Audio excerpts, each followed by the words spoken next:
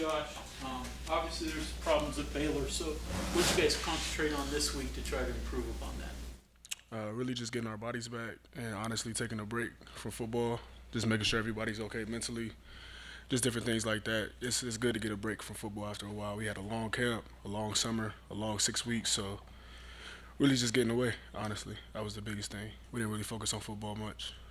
What'd you do on the weekend? I went home, yeah, seen my folks. Do you want to talk football when you have your home? You just want to relax and put it completely behind you? How do you handle it? My granddad's a coach, so I'm always talk football. So we really ain't gonna yeah, we ain't gonna get away from that. What's the challenge defending this running game this week? It's a very talented running game too. Great backs, in my opinion. A great running quarterback. Pretty good offensive line. Receivers know how to block well. It's going to be a pretty good challenge for us. What have you guys done well so far defensively? What are the issues that you need to clean up? I feel like, only comparison for honestly to last year, I feel like we're stopping the run a lot better than we were last year. Really just a couple things to clean up in the passing game, for real. That's really the only difference that I see. Are there some challenges for you with a running quarterback? I mean, with Duggan, you got to have the speed to be able to run him down because he's faster than a lot of the quarterbacks you face. What's the challenges there with him? The challenges really is just like you can do everything right and he can still make a play with his feet. It's very, very similar to the Virginia Tech game. We had everything covered and he makes a 3rd and 24 possible with his legs. So that's always a different dynamic. You got 5 receivers out wide, including the running back, and you got to worry about the 6, which is probably the best athlete on the field, especially in this case like it was against VTech. You guys as a defense, you allowed 30 points or less each of the first 5 weeks. You have to be feeling really good about yourselves as a unit.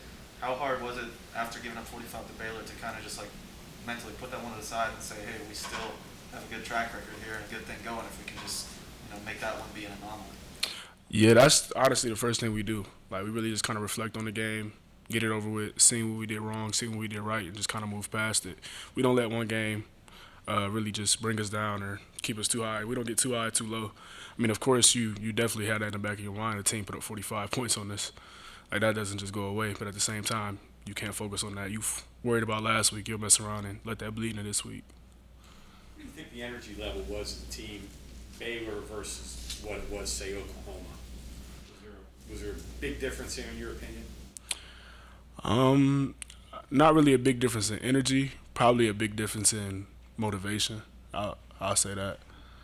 Like we had a lot of doubt going into the Oklahoma game, and that fed in a lot. That added a lot of extra fuel to the fire. Whereas Baylor, we were going in as a regular Big 12 opponent, which you could never do that in our league. So as a team, we failed on that part. Myself too as a leader, especially defensively. Is there anything you can say when you sense that happening or when you get into a game? Or is that really an individual thing for every player? It's really an individual thing, and by the time, if you're just now seeing it, by the time it's time to kick off, it's too late. The work's already been put in, so now you just kind of got to go out and see what happens. And it definitely didn't go in our favor. When you give up a big play like that in the second play of the game, how deflating is that and hard to come back from as a defense when you haven't been giving up many of those all year? It's honestly, in game, it wasn't really truly deflating because we knew exactly what happened. It wasn't like they just took it from us. We gave it up. We were playing off-man in coverage. I didn't flare out to the back as fast to give an immediate look to the corner to let him know that he could trigger. So it was just it was stuff that we did. It wasn't really something that they didn't like. It wasn't like he broke 10 tackles. Like, he was just wide open and he was fast. So he just kind of took it to the house. But we came out the next play, TFL, 3 and out, I believe. No, not a 3 and out, I'm sorry. We got to a 3rd down and 10, jumped off sides, another self-error. They run a jet sweep, get 4 yards, go for it on 4th and a half yard, get 3 yards. So everything in that sequence was our fault. It wasn't nothing that they necessarily did. And I feel like plays like that we've made all year. We don't jump off sides. We let that TFL, we get them behind the sticks. We don't let that happen. So those are 3 or 4 momentum-changing plays that led to 14-0 that could have easily been 7-0 because our offense went down and scored after they hit the big play. you have an open week, coaches may come in and say, hey, we're going to change a bunch of people, a bunch of different ideas. Doesn't sound like that's happening. Does that restore some confidence what y'all are doing, that the ideas are right, just that everybody has to get a little bit better? Yeah, I mean, honestly, nothing schematically outside of a couple of things that we got to correct that I can't really say, like to the media. But nothing too crazy. We just got to go out and play football at the end of the day. Was there any doubt in a situation like that, though, when you're kind of scuffling a little bit, you're thinking, man, are what we're doing really working? Do we have the right people out there? Is there any of that? And then what does that do when they say, no, we're fine? Give up. I know from my perspective, this is my third year. It's not really any doubt because everybody I look at out there, I've been out there with for all 3 years, bare minimum for 2. So on my end, it's not really any doubt. I know if I feel like that, other players feel like that as well.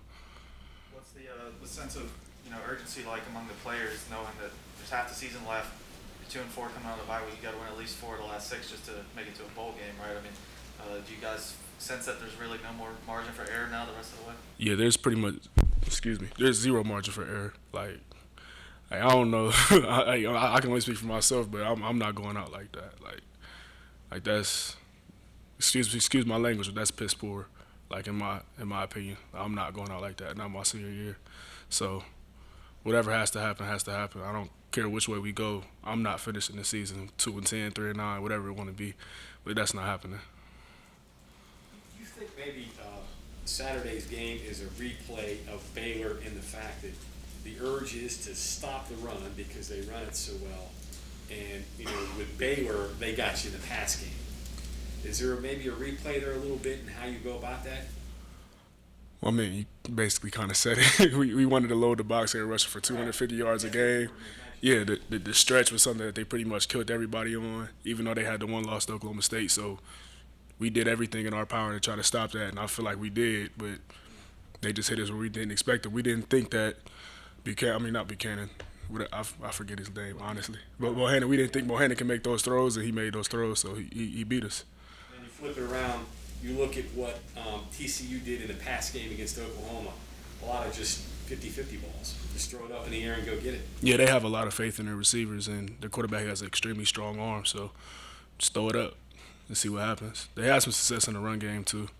I mean, Oklahoma was doing a lot of stunts and stuff, so they were getting a lot of hits on their ball carriers. But you watch the film, you turn on the film, the running backs won majority of that game against the linebackers and DBs.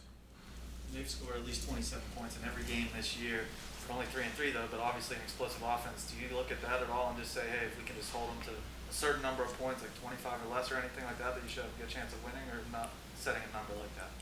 We really don't focus on setting a number. We really just focus on stopping key players. Like if you throw a number out there, it's kind of misleading. We know that we have to shut down the quarterback's run game. We have to shut down their run game.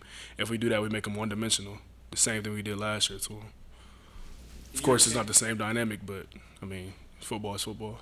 Your opinion, you think first down is the key for you guys in this game? Yeah, first down is extremely big for our defense and what we want to do. We want to get teams behind the sticks. We have a pretty good defensive line, in my opinion, good edge rushers.